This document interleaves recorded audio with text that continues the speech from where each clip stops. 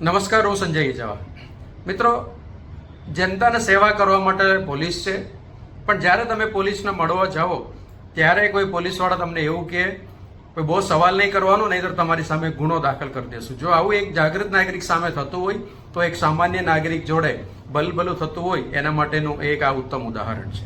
કારણ કે ઝોન 3 સુરત શહેર પોલીસના ઝોન 3 ડીસીપી કક્ષાના અધિકારી પિનાકીન પરમાર એને એક કામ માટે એક ગુમ થયેલા પોલીસ મિત્રની શોધખોળ ચાલી રહ્યા છે.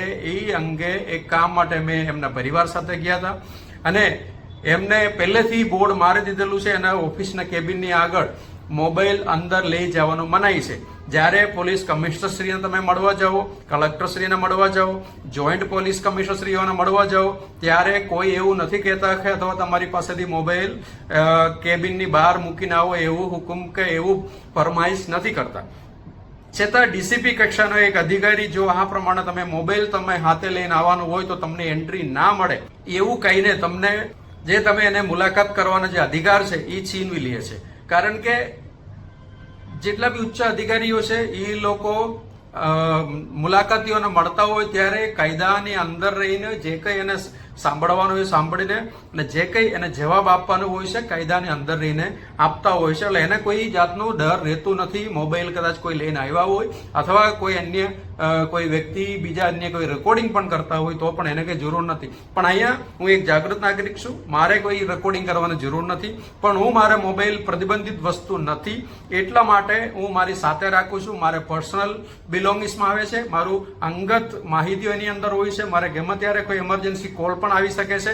આટલા માટે મોબાઈલ સાયલેન્ટ મોડમાં રાખીને આપણે અંદર મુલાકાતી તરીકે અધિકારીને મળવા જતા હોય છે. પણ અહીંયા અધિકારી મોબાઈલ તમારું બહાર જ મૂકીને આવવાનું જો ફરમાઈશ કરતા હોય તો એમાં સમજવાનું એ વાત છે કે એને કાયદાના વિરુદ્ધમાં અથવા એને જે કંઈ એને બંધારણીય ભાષાના વિરુદ્ધમાં કંઈ વાત કરવી હશે ત્યારે જ આટલું તમને દબાણ કરતા હોય અથવા એને કંઈ બીક લાગતી હશે કે અન્ય કોઈ વ્યક્તિ આગળ એની પાસેથી કંઈ રેકોર્ડિંગ કરીને બજારમાં ફેરવો હોય અથવા અન્ય કોઈ જગ્યા ઉપર ફરિયાદો કરી હોય એવું એને બીક લાગતું હોય તો આવા અધિકારીઓ જો જ્યારે જનતાને સેવા કરવાનો હોય છે ત્યારે જનતાને સેવા છોડીને દારૂના અડ્ડા એને આમના જે વિસ્તારોમાં દારૂના ઘણા બધા અડ્ડાઓમાં પણ આપણે લાઈવ રેડ કરી ચૂક્યા છે ઓલરેડી. એટલે કદાચ એમને એવું બીક લાગતું હોય ભાઈ આ જાગૃત નાગરિકો મારી પાસે આવે એટલે એમને મોબાઈલ સાથે અંદર આવવા દેશે તો ભવિષ્યમાં મને તકલીફ પડશે એવું કદાચ એમને બીક કરી ગયું હોય તો એને પ્રશ્ન છે, એ આપણો પ્રશ્ન નથી. અને કારણ કે આ નાગરિકોને પોતાના મોબાઈલ અથવા અન્ય કોઈ પણ જે પોતે વાપરતા હોય એવી કઈ વસ્તુ સાથે કોઈ પણ જગ્યા પર લઈ જવાનો અધિકાર છે.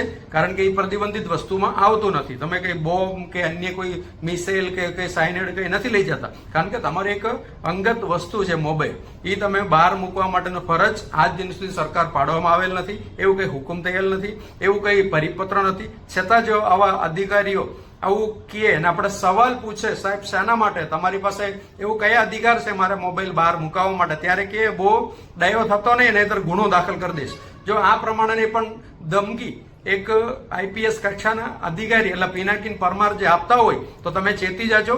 કારણ કે આવા અધિકારીથી દૂર રહેજો. પોલીસ કમિશનરશ્રીને વિનંતી કરું છું, આવા અધિકારીઓ સામે હું ફરિયાદ પણ કરવાનું છું અને યોગ્ય સૂચના એમને જે આપવાનું છે આપસી તરફથી આપે એવી આશા છે અમારી.